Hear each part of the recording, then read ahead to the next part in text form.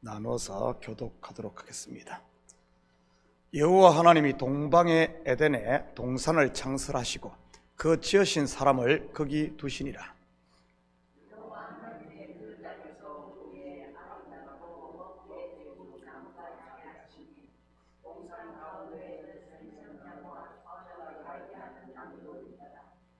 강이 에덴에서 흘러나와 동산을 적시고 거기서부터 갈라져 내 근원이 되었으니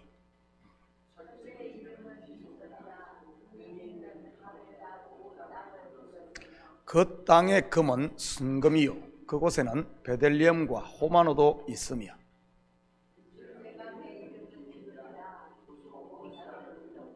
셋째 강의 이름은 히데겔이라 아수로 동쪽으로 흘렀으며 넷째 강은 유보라 되더라.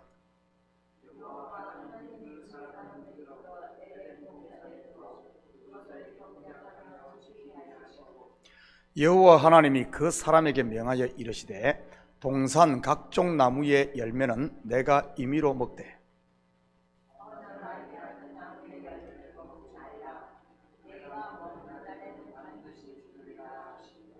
아멘. 좋은 아침입니다. 여러분은 에덴 동산 하면 어떤 이미지가 떠오르십니까? 파라다이스가 떠오르십니까? 오늘은 에덴 동산의 실체에 대해 한번 살펴보도록 하겠습니다. 8절입니다. 여호와 하나님이 동방의 에덴에 동산을 창설하시고 그 지으신 사람을 거기 두시니라. 성경에서 동방은 주로 죄인들이 사는 땅을 지칭하는 대표적인 언유입니다. 제가 성경 공부를 할 때나 설교를 통해서도 여러 번 설명을 했습니다. 신약의 동방 박사들이 예수님께로 나오는 모습이나 동방으로부터 오는 모습이나 출애굽한 이스라엘이 굳이 남쪽인 애굽에서 북쪽에 있는 가나안으로 바로 들어가지 않고 요단 동편으로 해서 가나안을 정복하는 것 등 말이지요. 성전의 문 또한 죄인들이 들어올 수 있게끔 이 동쪽으로 나 있습니다. 그곳으로 들어가 성전 뜰, 성소 그리고 지성소를 지나면 하나님이 임재하시는 그 지성소가 있는 것이고요. 아브라함 또한 동방 곧 갈대아 우르에서 서쪽에 있는 가나안으로 이주하게 되지요. 그렇다면 에덴이라는 뜻은 무엇일까요? 바로 기쁨이라는 뜻입니다. 동방의 에덴, 뭔가 좀 모순되어 보이지 않습니까? 죄인의 땅에 있는 기쁨의 동산. 동산하면 어떤 이미지가 떠오릅니까? 여러분 고소한 맛동산입니까? 한국 사람들에게 동산은 작은 산의 이미지가 연상이 될 것입니다. 그런데 이 동산이라는 단어는 우리가 생각하는 그런 동산이 아니라 원어적인 의미를 보면 울타리가 쳐진 정원이라는 뜻입니다. 지금 우리에게는 이 의미가 금방 와닿지 않지요. 그렇지만 창세기를 읽는 첫 번째 독자가 누구겠습니까? 창세기를 누가 기록했죠? 모세입니다. 언제요? 출애굽을 한 광야에습니다. 이 창세기의 에덴 동산의 스토리를 처음 접한 광야의 이스라엘에게는 어떤 이미지가 떠올랐겠습니까? 에덴 동산 하면요, 죄인의 땅 동방 곧 광야의 울타리가 쳐진 동산 말이지요. 어딜까요? 광야의 울타리가 쳐진 기쁨의 동산, 성막입니다. 맞습니다. 에덴 동산의 실체는 성전 곧 에덴 성전을 그리고 있었던 겁니다. 그 성전에 누구를 두죠? 첫사람 아담입니다. 바로 제사장으로 말이지요. 그 이야기를 하는 겁니다. 9절입니다. 여호와 하나님이 그 땅에서 보기에 아름답고 먹기에 좋은 나무가 나게 하시니 동산 가운데는 생명나무와 선악을 알게 하는 나무도 있더라. 우리 성도들은 이 생명나무와 선악을 알게 하는 나무의 실체가 무엇인지 제가 기가 따갑도록 말해서 다들 알고 계실 것입니다. 바로 하나님의 말씀인 율법과 진리를 말하는 것입니다. 창세기 1장에서는 이 율법과 진리, 하나님의 이 두 언약을 밤을 주관하는 광명체인 달과 낮을 주관하는 해로 묘사를 했었고요. 성전 중앙 곧 성소에도 말씀을 상징하는 기명이 있지 않습니까? 뭐죠? 바로 진설병 떡상입니다. 그런데 히브리어를 번역한 우리 성경에서는 잘 드러나지 않지만 나무와 나무도 할 때 이 나무가 히브리어 원어로 에츠 곧 단수형으로 기록되어 있습니다. 만약 이 두 나무가 둘이라면 에츠의 복수형인 에츠임으로 기록되어야 하는 것이 정상입니다. 그런데 원어에는 단수로 기록되어 있습니다. 그렇다면 이 의미가 무엇이겠습니까?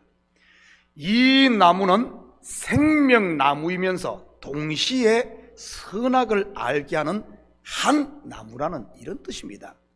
이것을 이해하기 쉽게 새롭게 번역을 하면 동산 가운데는 생명나무가 선악을 알게 하는 나무로 있더라 이 말입니다.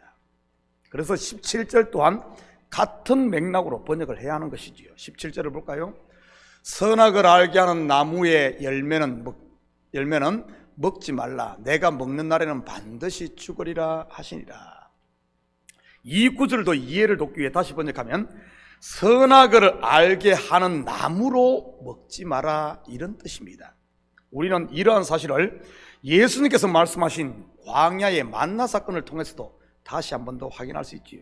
만나가 뭐죠? 광야 40년 동안 이스라엘 백성들이 먹은 양식입니다. 오늘 본문은 제 말씀인 것이지요. 물론 만나의 뜻은 이것이 먹고 하는 뜻입니다. 이것을 봐서도 광야의 이스라엘 백성들은 그 의미를 모르고 먹었다는 뜻입니다. 다시 말해 속의 것이 아닌 겉의 것으로, 오늘 본문으로 말하면 생명나무로 먹어야 하는데 생명나무로 먹지 않고 선악을 알게 하는 나무로 먹었다는 뜻입니다. 이처럼 선악을 알게 하는 나무로 먹으면 어떻게 될까요? 반드시 죽으리라, 죽는 겁니다. 예수님께서도 같은 말씀을 하시지 않았습니까? 요한복음 6장 49절입니다. 너희 조상들은 광야에서 만나를 먹었어도 죽었거니와. 어떻게 먹었다는 말입니까? 바로 선악을 알게 하는 나무로 먹었다는 말입니다. 그렇다면 하나님의 말씀을 어떻게 먹어야 할까요? 바로 생명나무로 먹어야 하는 것입니다. 물론 이 생명나무는 예수 그리스도를 말하는 것이고요. 계속해서 요한복음 6장 50절 51절 볼까요? 이는 하늘에서 내려오는 떡이니 사람으로 하여금 먹고 죽지 아니하게 하는 것이니라.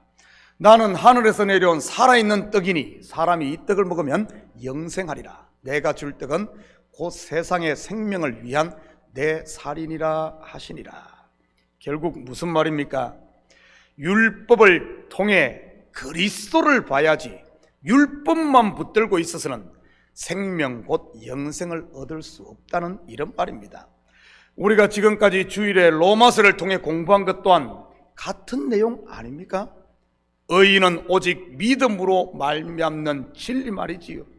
구원은 오직 은혜로 되어지는 비밀 말입니다. 이것은 지금 우리에게도 마찬가지인 것입니다. 하나님의 말씀을 통해 하나님의 선하심을 맛보아 알아야지 말씀을 통해 나는 너보다 낫다가 되어서는 안 된다는 말입니다. 성경 지식 몇 가지 더 안다고, 성경의 말씀 몇 개 더 지켰다고 자랑해서는 안 된다는 그런 뜻이지요. 성경을 알면 알수록, 말씀에 순종하면 순종할수록 나를 향한 하나님의 사랑의 넓이와 깊이와 높이를 알아가야 되는 것입니다. 그 사랑을 알 때 자유하게 되는 것이요, 평안할 수 있는 것입니다. 그리고 오늘 본문 구절을 보면 조금 어색해 보입니다.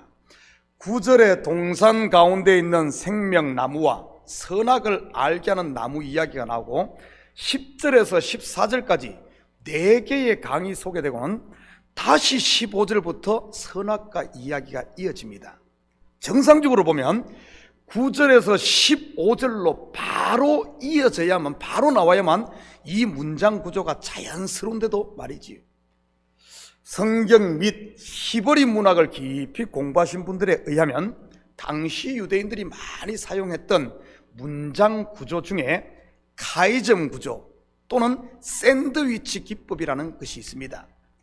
여러분, 샌드위치를 만들 때 가장 맛있는 고기나 야채를 어디에 넣습니까? 바로 가운데 넣습니다. 그리고 양쪽에 빵으로 이렇게 감싸죠. 본문이 바로 그런 카이점 구조, 즉 샌드위치 구조인 것입니다. 앞부분에 선악과 이야기가 나오고 뒷부분에 다시 선악과 이야기가 나오며 그 중간에 가장 중요한 내용인 강 이야기가 나오는 것입니다. 그렇다면 이 부분에서 가장 중요한 것이 뭐라는 말입니까? 가운데 있는 강 이야기가 핵심 샌드위치의 고기요 야채라는 말입니다. 분명 선악과는 먹으면 죽는다는 이야기인데 그 죽는 것보다 더 중요한 것이 있다는 말입니다. 그것이 바로 에덴에서 흘러나는 강이라는 사실이지요. 한번 볼까요? 10절 11절입니다. 강이 에덴에서 흘러나와 동산을 적시고 거기서부터 갈라져 네 근원이 되었으니 첫째의 이름은 비손이라 금이 있는 하윌라 온 땅을 둘렀으며. 강이 에덴에서 흘러나와 무슨 말입니까? 강은 생명, 물은 생명, 말씀, 성령을 상징하는 대표적인 성경의 언유입니다. 물론 신약에 와서는 사복음서와 같은 복음을 말하기도 하고요. 에덴이 무엇이라고 했습니까? 바로 성전입니다. 성전에서 생명의 말씀, 성령이 흘러나온다는 말이지요. 물론 성전의 실체는 예수 그리스도인 것이고요. 좀 더 살펴봅니다.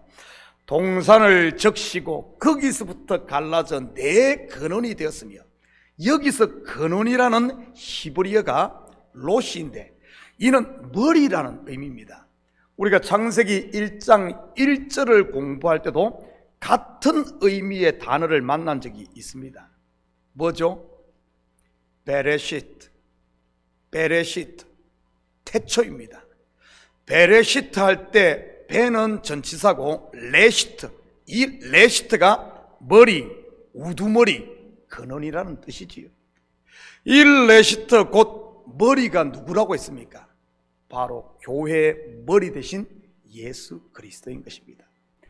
그리스도로부터 동서남북 온 민족과 족속과 방언과 나라들 사면으로 생명의 복음이 전해진다는 말이지요. 다시 말해 선악과를 먹으면 죽지만 그것이 끝이 아니라 죽는 것보다 더 중요한 것은 복음의 말씀이 전해진 곳마다 생명이, 죽은 생명이 소생할 것을 말하고 있는 겁니다. 여기도 보면은 요 이야기 속에 죽음, 예수 그리스도의 십자가와 강이 흘러나오는 그것을 통해서 부활, 그리스도의 십자가와 부활이 다 들어있는 겁니다. 첫째 강의 이름이 비손인데 이는 쏟아져 나온 물 또는 씨를 뿌리다는 뜻입니다. 죽은 땅과 같은 우리 인생들에게 복음의 말씀이 떨어지면 물이 바위를 뚫고 쏟아져 나오듯 살아난다는 의미 아니겠습니까? 이렇게 살아난 존재가 하나님 앞에 보석인 것이고요. 그래서 요한계시록의 신부는 신부로 준비된 성도를 보석으로 장식된 성으로 묘사했던 것입니다. 보석 좋아하시는 여성분들, 여러분이 보석임을 잊지 마시기 바랍니다. 둘째 강의 이름이 기혼인데 터져 나왔다는 말입니다. 터져 나왔다. 옥토에 뿌려진 씨가 봄이 되면 그 무거운 흙을 터치고 나오듯 그 속에 생명이 있는 성도는 그 무엇으로도 그 생명력을 막을 수 없는 것이죠. 터치고 나오는 것이죠. 그래서 믿음장이라 부르는 히브리서 11장에 이런 믿음을 가진 사람들은 세상이 감당할 수 없다고 한 것 아니겠습니까? 셋째 강의 이름은 히데겔인데 금유, 빠름 또는 잘 자란다는 의미입니다. 이처럼 한번 땅 위에 머리를 내민 곡식은 왕성하게 자라는 겁니다. 마치 비 온 뒤에 죽순이 자라듯이 말이지요. 저는 우리 성도들이 올 한 해 이렇게 히데겔처럼 왕성하게 자랄 수 있기를 축복합니다. 그리고 마지막이 유보라다인데 그 뜻은 열매가 많은 풍성한 비옥한이란 뜻입니다. 왕성하게 잘 자란 곡식은 당연히 풍성한 열매를 맺게 되는 것이지요. 바로 성도로 부름받은 저와 여러분의 마음의 비옥한 옥토밭의 말입니다. 사랑하는 성도 여러분, 오늘 하루도 예수 그리스도를 나의 주, 나의 머리로 모심으로 여러분의 모든 삶의 영역이 물된 동산이 되셔서 어떤 역경도 극복하고 이래서 풍성한 열매, 전도의 열매, 감사의 열매, 참 풍성하게 맺는 이런 유보라다에서 삶을 사는 복된 하루가 되시기를 예수님의 이름으로 축복합니다. 같이 기도하십시다. 사랑의 아버지 하나님, 참으로 감사를 드립니다. 이 새벽을 깨우시고 다시 주님 앞에 아버지서 기도할 수 있는 은혜 주심을 참으로 감사를 드립니다.